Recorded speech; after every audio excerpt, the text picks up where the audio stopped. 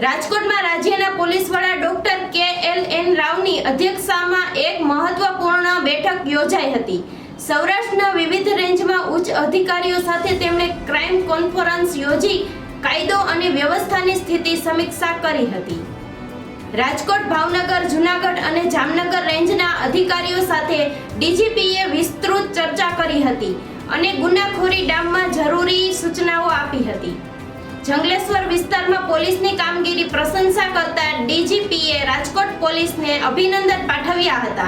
તેણે જાહેરાત કરી કે તેઓ આજે સાંજે વ્યક્તિગત રીતે જંગલેશ્વરની મુલાકાત લેશે। રાજ્યમાં અલગ અલગ શહેરોમાં મળી રહેલ બોમ્બની ધમકીઓ અંગે ડીજીપીએ જણાવ્યું કે આ ધમકીઓ VPN મારફતે આપવામાં આવી રહી છે। ટેકનિકલ તપાસમાં સામે આવ્યું છે કે આના સોર્સ મોટા ભાગે વિદેશમાં હોવાના તપાસ જટિલ બની છે તથા પોલીસ મૂળ સુધી પહોંચવા પ્રયત્નશીલ છે। ડીજીપીએ સાયબર ક્રાઇમ સામે લડવા માટે જનતાને પણ જાગૃત કરવા જણાવ્યું હતું કે અત્યાર સુધીમાં પોલીસે સાયબર ફ્રોડનો ભોગ બનેલ નાગરિકોને આશરે 50 કરોડ જેટલી રકમ પરત અપાવી છે। યાદ રાખો, છેતરપિંડીના કિસ્સામાં 1930 હેલ્પલાઇન પર કોલ કર્યા બાદનો 1 કલાકે ગોલ્ડન અવર છે તેમ રાજ્યના પોલીસ વડાએ જણાવ્યું હતું। આજ રોજ રાજકોટ શહેર ખાતે રિજનલ ક્રાઇમ કોન્ફરન્સ આયોજન કરવામાં આવેલું છે। એમાં ખાસ કરીને રાજકોટ શહેર, Rajkot range, Junagadh range, Bhavnagar range જેમાં સમાવેશ થતા તમામ જિલ્લાઓને ક્રાઇમનો મૂલ્યાંકન કરવામાં આવેલું છે। 2024, 2025 અને જે 26ના જે પહેલા મહિનાનું છે એની વિશ્લેષણ કરવામાં આવેલું છે। અને આ ક્રાઇમ કોન્ફરન્સમાં રાજકોટ શહેર, Rajkot range, Junagadh range, Bhavnagar range એને તમામ મૂલ્યાંકન કરી અને જે પ્રશ્નો છે એને સૂચના પણ આપવામાં આવેલી છે। ખાસ કરીને જે નાર્કોટિક્સ બાબતમાં હોય, સાયબર ક્રાઇમનો બાબતમાં હોય અથવા રોડ એક્સિડન્ટ, ફેટલ એક્સિડન્ટ જે છે એના બાબતમાં હોય તેમને વિશેષ ધ્યાન આપવાની આપણા સૂચના આપવામાં આવેલી છે। અને ખાસ કરીને જે આપણા ડાયલ 112 પ્રોગ્રામ છે એનો પણ વિશેષ ચર્ચા કરવામાં આવેલી છે। અને પિછલા સપ્ટેમ્બરથી 2025ના સપ્ટેમ્બર મહિનાથી આપણે કાર્યરત થઈ છે અને એમને પણ કામગીરીનું મૂલ્યાંકન કરવામાં આવેલું છે। અને જે પ્રજાને લક્ષી જે રિસ્પોન્સ ટાઈમ છે એ ઘટાડવામાં અમે સફળ રહ્યા છે। અગાઉ 12 મિનિટ અને 14 મિનિટ જેવું થતું હતું રાજકોટ શહેરમાં, એ ઘટીને 7 મિનિટ થઈ ગઈ છે। અને એ જ રીતે બીજા રેન્જોમાં પણ, જિલ્લાઓમાં પણ એ જે રિસ્પોન્સ ટાઈમ હતો એ લગભગ 50% એટલે ઘટી ગયું છે। એ એક સારી વાત છે અને પ્રજાલક્ષી આપણા રિસ્પોન્સિવ રહે પોલીસ અને એ દિશામાં આપણું કામ કરી રહ્યા છે। અને જે મહત્ત્વનો જે નાર્કોટિક્સનું છે, જે દરિયાઈ કિનારો છે, રાજકોટ રેન્જ, જૂનાગઢ રેન્જ, ભાવનગરનો પણ, એમાં પણ આપણે ખાસ કરીને ધ્યાન આપવાની સૂચના આપવામાં આવેલી છે।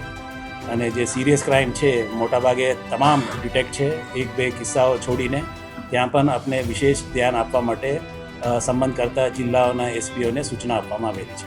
એક સંવેદનશીલ વાત છે એ જે આપ કહો છો એ હું અવગત છું કે ખાસ કરીને જે હોક્સ કાલ આવે છે સ્કૂલો ઉપર, કોર્ટના ઉપર અને સરકારી કચેરીઓ ઉપર, અને આપને જે કહ્યું છે કે ફેક આઈડી બનાવવાની, એના બાબતમાં પણ અમને વિસ્તૃત ચર્ચા થઈ છે કે એમાં જે રીતે જે ફોરેન બેઝડ VPN યુઝ કરીને આપણા ઈમેલ્સ મોકલતા હોય છે અને ફેક કોલ્સ મોકલતા હોય છે, તો એને પણ અમે તપાસ કરી રહ્યા છે। અમે સોર્સ સુધી પહોંચી ગયું છે, પણ સોર્સ અમુક સમયે દેશની બહારનું પણ હોય, તો એ દિશામાં પણ અમારી સેન્ટર ઓફ એક્સલન્સ અને જે હાઈએસ્ટ લેવલના જે ક્રાઇમ બ્રાન્ચના જે ટીમો છે એ કાર્યરત છે। અમે જે રીતે અમને સફળતા મળશે એ આગળના દિવસોમાં તમને ખ્યાલ આપો।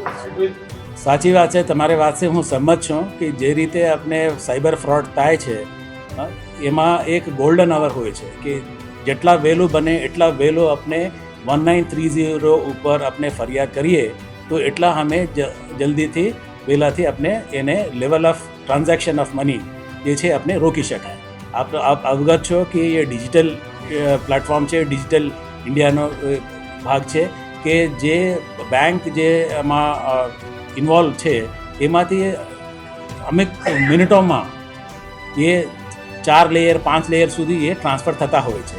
તો એટલા માટે જ આપણે જેને પણ આપણે ફ્રોડ થઈ હોય એને વહેલામાં વહેલા અમને 1930 ઉપર કોલ કરે તો એના ઉપર હમ લોગ એક્શન લઈ શકે છે.